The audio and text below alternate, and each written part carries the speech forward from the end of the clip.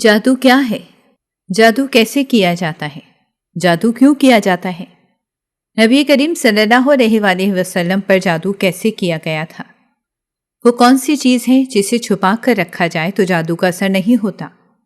جب نبی کریم صلی اللہ علیہ وآلہ وسلم پر جادو کیا جا چکا تھا تو آپ ان دنوں میں کیا محسوس کرتے تھے؟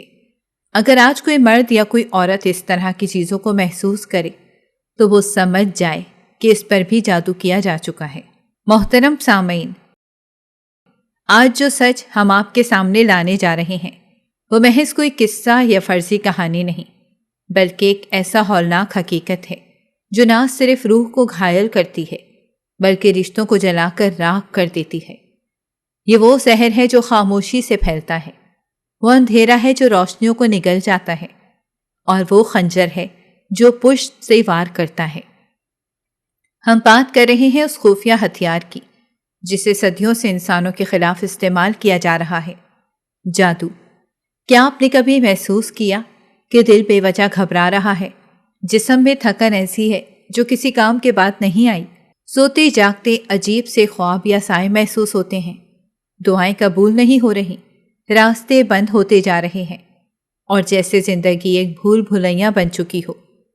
تو رک جائیے، یہ محض نفسیاتی مسئلہ نہیں ہو سکتا، یہ اس وار کا نتیجہ بھی ہو سکتا ہے جو نظر نہیں آتا مگر اثر گہرا چھوڑ جاتا ہے۔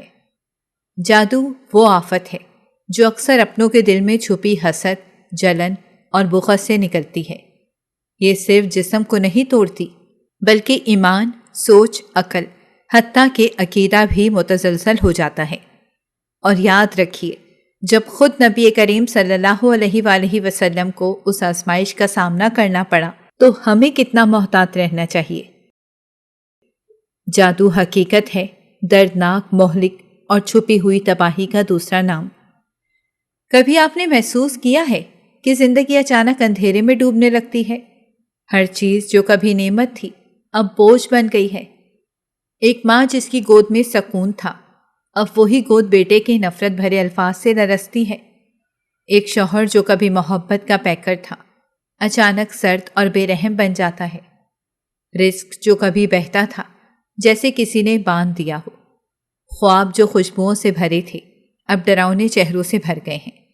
جسم پر نیلے کالے نشان، نیند کا غائب ہو جانا، دل کا عبادت سے ہٹ جانا۔ کیا یہ سب صرف اتفاق ہے یا پھر کوئی اور سایہ ہے جو ہماری روح کے گرد لپٹا ہوا ہے؟ اسلام ہمیں ایک انتہائی سنگین حقیقت سے خبردار کرتا ہے، ایسی حقیقت جو ظاہری آنکھ سے دکھائی نہیں دیتی لیکن اس کا زہر اندر ہی اندر انسان کو کھوکھلا کر دیتا ہے، اور وہ حقیقت ہے جادو۔ یہ وہ شیطانی راستہ ہے جس پر چل کر انسان نہ صرف دوسروں کو تکلیف دیتا ہے بلکہ خود بھی ایمان کی روشنی سے دور ہوتا چلا جاتا ہے۔ حضرت سلیمان علیہ السلام نے کبھی کفر نہ کیا بلکہ جادو کی تعلیم دینے والے دراصل شیطان کے پیروکار تھے۔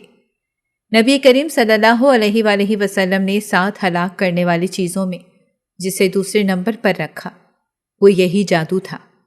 کیا آپ جانتے ہیں کہ اکثر ان جادو ٹونوں میں بال کا استعمال کیا جاتا ہے؟ ہاں، وہی بال جو ہماری خوبصورتی، ہماری شخصیت کا حصہ ہوتے ہیں۔ وہی اگر دشمن کی نظر میں آ جائیں تو کالا جادو ان پر قابض ہو جاتا ہے۔ ایسا جادو جو عقل کو زنجیروں میں جکڑ لیتا ہے، روح کو بے چین کر دیتا ہے اور زندگی کو ایک نہ ختم ہونے والے عذاب میں بدل دیتا ہے۔ اب سوال یہ ہے کہ کیا آپ محفوظ ہیں یا کہیں آپ بھی کسی خاموش حملے کا شکار تو نہیں ہو چکے؟ کبھی آپ نے سوچا ہے کہ ایک معمولی سا انسانی بال جو اکثر کنگھی میں رہ جاتا ہے یا غسل خانے میں بہہ جاتا ہے یا کسی اور کے ہاتھ لگ جائے تو کیا ہو سکتا ہے؟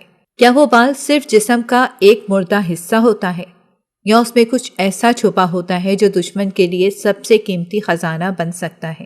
آج کی عورت خود کو آزاد سمجھتی ہے، جدید دور کی روشنی میں اپنے آپ کو ظاہر کرنے سے نہیں گھبراتی۔ کھلے بال، تصویریں، سوشل میڈیا پر بے ساختہ نمائش، مگر وہ نہیں جانتی کہ اسی آزادی کے نام پر وہ کتنا قیمتی کچھ کھو دیتی ہے۔ بالوں میں وہ روحانی توانائی چھپی ہوتی ہے جسے بعض آنکھیں صرف ظاہری حسن نہیں، ایک مکمل شکار سمجھتی ہیں۔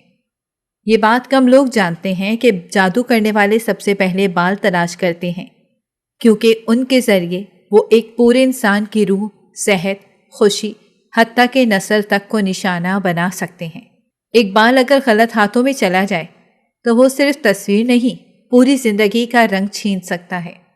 اور جو لڑکیاں یا خواتین یہ سمجھتی ہیں کہ یہ سب باتیں پرانی کہانیوں کی ہیں، تو انہیں معلوم ہونا چاہیے کہ جب جسمانی بیماریوں کی کوئی وجہ نہ ملے، دل عبادت سے خالی ہو جائے، خوف بلا وجہ ستانے لگے اور نیند دشمن بن جائے، تو کبھی یہ بھی سوچ لینا چاہیے کہ کہیں کوئی تمہارا ایک بال استعمال نہ کر رہا ہو۔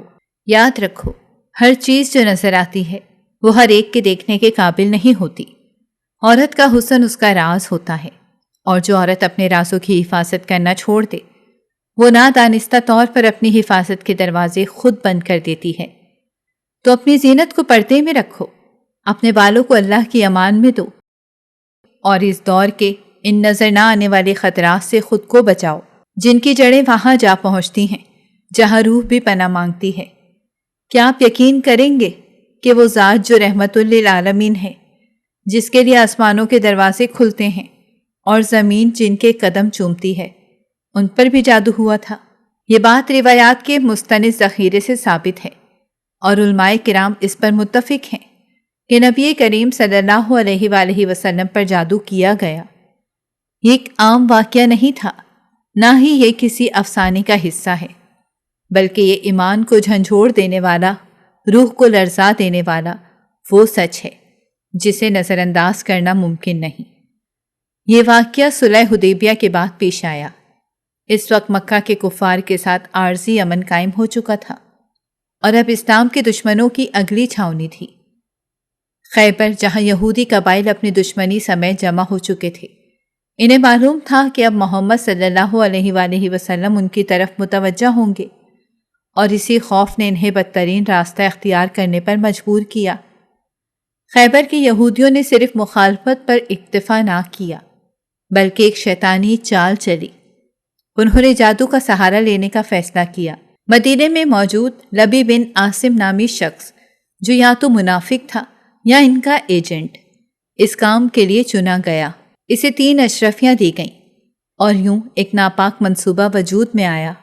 لبی بن عاصم نے ایک یہودی لڑکے کو اپنے ساتھ ملایا، جو اس وقت نبی کریم صلی اللہ علیہ وآلہ وسلم کے گھر میں خادم تھا۔ اسی کے ذریعے آپ صلی اللہ علیہ وآلہ وسلم کی استعمال شدہ کنگھی، اسی میں پھنسا ہوا بال اور چند دانے حاصل کیے گئے۔ یہ وہ چیزیں تھیں جن پر جادو کیا گیا۔ جدید سائنس اب تسلیم کرتی ہے کہ انسانی بال اور جسمانی اجزاء میں اس کی مکمل شناخت، حتیٰ کہ توانائیوں کے اثرات محفوظ ہوتے ہیں، اور جادوگر انہی اشیاء کو استعمال کرتے ہوئے شخص پر روحانی اثر ڈالنے کی کوشش کرتے ہیں۔ چنانچہ ایک شیطانی عمل کے ذریعے نبی کریم صلی اللہ علیہ وآلہ وسلم کے ان بالوں پر ایسا جادو کیا گیا جس میں تانبا یا موم کا پتلا تیار کیا گیا، اس پر 11 گرہیں لگائی گئیں، سوئیاں چبوئی گئیں، اور پھر اس سحر شدہ چیز کو زروان نامی کنویں میں ایک بھاری پتھر کے نیچے چھپا دیا گیا۔ اس کے بعد نبی کریم صلی اللہ علیہ وآلہ وسلم کی طبیعت میں بوجھ، نسیان اور ایسی کیفیتیں ظاہر ہونے لگیں جو کسی بشرہ جسم پر شدید دباؤ کا اظہار تھیں۔ ایسا لگتا جیسے کوئی کام کیا ہو، حالانکہ نہ کیا ہو، جیسے ذہن کسی گرفت میں آ گیا ہو۔ یہ ایک حقیقت ہے، اور ایسی حقیقت جس کا سامنا اگر امام الانبیاء کو ہو سکتا ہے تو ہم اور آپ بھی محفوظ نہیں۔ کبھی آپ نے ایسا محسوس کیا ہے کہ سب کچھ بظاہر ٹھیک ہونے کے باوجود دل بے وجہ گھبرا رہا ہو، جیسے کوئی نظر نہ آنے والی دیوار ہو جو ہر خواب کے راستے میں حائل ہو؟ رشتے بکھرنے لگیں، رزق رک جائے، سکون مٹ جائے، اور دعائیں جیسے آسمان تک پہنچ ہی نہ پائیں۔ آپ دوا بھی کرتے ہیں، دعا بھی کرتے ہیں، لیکن الجھن کم ہونے کے بجائے بڑھتی ہی جاتی ہے، جیسے کوئی چھپی ہوئی زنجیر ہو جو روح کو جکڑی بیٹھی ہو، ایسی زنجیر جسے نہ آنکھ دیکھ سکتی ہے، نہ عقل سمجھ سکتی ہے۔ کہیں ایسا تو نہیں کہ آپ کی زندگی میں کوئی ایسا سبب داخل ہو چکا ہے جو آپ کے علم میں نہیں، کوئی ایسا عمل، کوئی ایسا ارادہ جو نظر نہیں آتا مگر اثر اس کا ہر لمحہ محسوس ہوتا ہے، جس کا وجود آپ کے سجدوں میں رکاوٹ بنتا ہے اور جس کی حقیقت جاننے سے پہلے اکثر لوگ بہت کچھ کھو چکے ہوتے ہیں۔ کچھ راز ایسے ہوتے ہیں جو صدیوں سے چھپے ہوتے ہیں، لیکن ان کی چنگاریاں آج بھی زندہ ہوتی ہیں، اور یہی وہ لمحہ ہے جب ایک بندہ مومن کو رک کر سوچنا چاہیے کہ وہ کس راہ پر چل رہا ہے، اس کے آس پاس کیا کچھ ہو رہا ہے جسے وہ صرف اتفاق سمجھ رہا ہے۔ کیا یہ سب کچھ صرف دنیاوی مسائل ہیں یا کہیں کوئی اور پردہ ہے جو ہماری نظروں سے اوجھل ہے؟ ایک پردہ جو جب ہٹتا ہے تو انسان یا تو بیدار ہو جاتا ہے یا برباد۔ جادو کوئی خیالی بات نہیں، یہ ایک ایسا مہلک اور پوشیدہ حملہ ہے جو بظاہر انسان کی جسمانی حالت پر اثر انداز ہوتا ہے، مگر اس کا اصل نشانہ روح، ایمان اور عقیدہ ہوتا ہے۔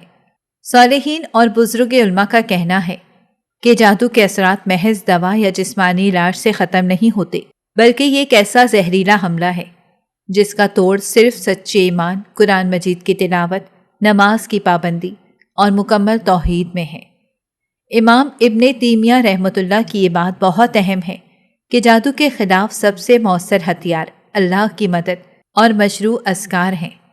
اگر کوئی ان شرعی ہتھیاروں کو چھوڑ کر دوسرے راستے پر چل پڑے تو دراصل وہ اپنی ہی تباہی کو آواز دیتا ہے۔ آج کے دور میں المیہ یہ ہے کہ جادو کے اثر سے نجات حاصل کرنے کے لیے لوگ اللہ کی طرف رجوع کرنے کے بجائے انہی جادوگروں اور عاملوں کے پاس جا بیٹھتے ہیں جو در حقیقت شیطان کے ایجنٹ ہوتے ہیں۔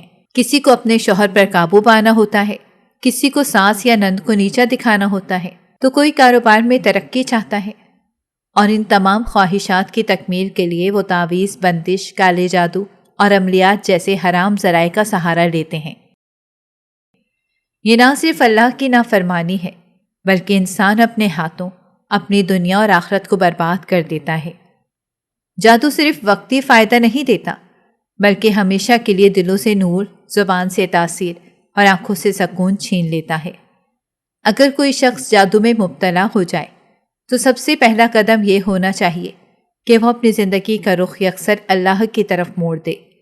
سب سے پہلے ایمان کی تجدید کرے، سچے دل سے توبہ کرے، قرآن کی تلاوت کو اپنا معمول بنائے اور خاص طور پر سورہ بقرہ، آیت الکرسی، سورہ فلق اور سورہ ناس کا صبح شام ورد کرے۔ یہ آیت جادو کے خلاف ایک مضبوط قلعہ ہیں جو اللہ کے فضل سے انسان کو روحانی حملوں سے محفوظ رکھتی ہیں۔ اس کے ساتھ ساتھ نماز کی پابندی اور خاص اوقات میں اذکار کرنا بھی بے حد ضروری ہے۔ جادو ایک ایسا زہر ہے جو جسم کے ساتھ ساتھ روح کو بھی گلا دیتا ہے۔ ایسا شخص آہستہ آہستہ عبادت سے دور ہونے لگتا ہے، دعا کرتے ہوئے دل میں یقین نہیں آتا، قرآن پڑھنے کا دل نہیں چاہتا، نیک کام بوجھ لگتے ہیں اور گناہ آسان لگنے لگتے ہیں۔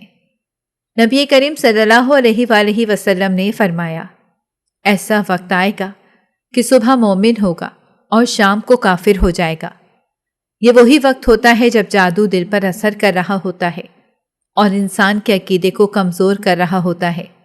حضرت عبداللہ بن مسعود رضی اللہ تعالیٰ عنہ سے روایت ہے کہ ایک شخص نبی کریم صلی اللہ علیہ وآلہ وسلم کے پاس آیا اور عرض کیا کہ وہ جادو کا شکار ہو چکا ہے۔ آپ صلی اللہ علیہ وآلہ وسلم نے فرمایا، اللہ کے کلام میں شفا ہے، لیکن شرط یہ ہے کہ تمہیں اللہ پر کامل یقین ہونا چاہیے۔ جادو کا سب سے بڑا حملہ ہی یہ ہوتا ہے کہ انسان کا دل اللہ کے یقین سے خالی ہونے لگتا ہے اور وہ ہر در پر جاتا ہے مگر اپنے رب کے در کو چھوڑ دیتا ہے۔ یہی وقت ہوتا ہے جب ایمان بکھرنے لگتا ہے اور انسان گمراہی کی اس راہ پر نکل پڑتا ہے جہاں سے واپسی صرف اللہ کے خاص فضل سے ممکن ہوتی ہے۔ جادو کوئی سطحی حملہ نہیں بلکہ یہ روح کو زنجیروں میں جکڑ دیتا ہے۔ اس کا مقصد صرف انسان کو بیمار کرنا نہیں بلکہ اسے رب کی یاد سے غافل کر دینا ہے۔ جو شخص پہلے ذکر الہی کرتا تھا وہ اب سستی کا شکار ہو جاتا ہے۔ جو نمازوں کا پابند تھا وہ قضا نمازیں پڑھنے لگتا ہے۔ جو قرآن پڑھنے میں لذت محسوس کرتا تھا اب اس کے لیے قرآن کھولنا مشکل ہو جاتا ہے۔ یہ سب نشانیاں ہیں کہ دشمن نے ایمان پر کاری ضرب لگائی ہے۔ اگر اس لمحے بیدار نہ ہوا گیا تو انجام وہی ہو سکتا ہے جو ان جادوگروں کا ہوا، جو فرعون کے دربار میں حق کو جھٹلا چکے تھے، لیکن بعد میں سچ پہچان کر توبہ کی اور نجات پالی۔ اس لیے ہر مسلمان کے لیے ضروری ہے کہ جادو کے خلاف سب سے پہلے ایمان کو ڈھال بنائے اور اللہ کے کلام کو اپنا اسلحہ۔ اگر ایک انسان سچے دل سے اپنے رب پر بھروسہ کرے، ہر دن کا آغاز اور اختتام اللہ کے نام سے کرے، 5 وقت کی نماز کو اپنی زندگی کا حصہ بنا لے اور گناہوں سے بچنے کی کوشش کرے، تو ایسا انسان دراصل اللہ کی پناہ میں آ جاتا ہے۔ نبی کریم صلی اللہ علیہ وآلہ وسلم نے صبح و شام کے اذکار کو ایک ایسی ڈھال قرار دیا ہے جو نظر بد، جادو اور شیطانی وسوسوں کے ہر وار کو روک لیتی ہے۔ سورۃ الفلق، سورۃ الناس اور سورہ اخلاص، یہ تینوں صورتیں اگر دن میں 2 بار 3 مرتبہ پڑھی جائیں تو بندے کے گرد ایک روحانی حصار قائم ہو جاتا ہے جسے شیطان بھی توڑ نہیں سکتا۔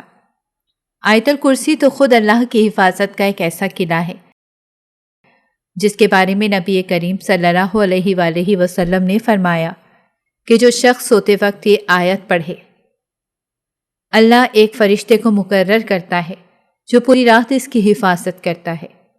لیکن صرف اذکار کافی نہیں، بلکہ ہمیں ان عملی راستوں سے بھی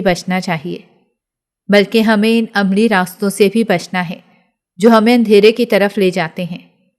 نجومی، کالے کپڑے پہننے والے عامل، پرندے قربان کرنے والے اور تعویذ بانٹنے والے، یہ سب شیطانی راستے ہیں جن سے دور رہنا ہی ایمان کی سلامتی ہے۔ نبی کریم صلی اللہ علیہ وآلہ وسلم نے فرمایا، جو کسی کاہن یا جادوگر کے پاس گیا اور اس کی بات کو سچ مانا، اس نے میرے دین کا انکار کیا۔